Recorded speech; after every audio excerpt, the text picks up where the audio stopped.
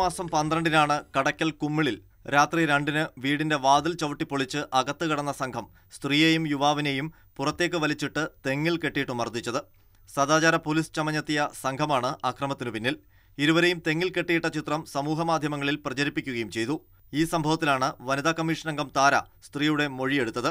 ഈ സംഭവത്തിൽ പോലീസ് അക്രമികൾക്ക് അനുകൂലമായി നിൽക്കുകയാണെന്ന് സ്ത്രീ വനിതാ കമ്മീഷന് മൊഴി നൽകി. പുലർച്ചെ വീട്ടിൽ അതിക്രമിച്ചു കടന്നെത്തിയ സുധീർ, റിയാദ്, സഞ്ജു, അനസ് എന്നിവർ തന്നെ വലിച്ചിഴച്ച് പുറത്തേക്കിടുകയായിരുന്നുവെന്ന് സ്ത്രീ പറയുന്നു. വസ്ത്രം വലിച്ചു കീറി, കഴുത്തിലും വയറ്റിലും ഇടിച്ചു. വീട്ടിനുള്ളിലുണ്ടായിരുന്ന മകന്റെ സുഹൃത്തിനെയും തന്നെയും വീടിന് മുന്നിലെ തെങ്ങിൽ കെട്ടിയിട്ട ശേഷം ചിത്രമെടുക്കുകയായിരുന്നു. കഴുത്തിൽ കിടന്ന മാലയും വീട്ടിൽ സൂക്ഷിച്ചിരുന്ന ആഭരണങ്ങളും പണവും സംഘം കവർന്നതായും സ്ത്രീ പറയുന്നു.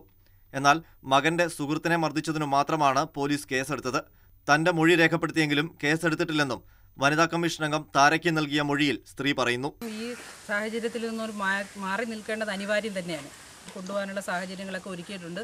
ഇന്ന് അല്ലെങ്കിൽ നാളെ അവരെ അവിടെ എത്തിച്ച് തുടർന്നുള്ള അവർക്ക് ആവശ്യമുള്ള സംരക്ഷണം വനിതാ കമ്മീഷൻ തന്നെ കൊടുക്കുന്നതാണ്.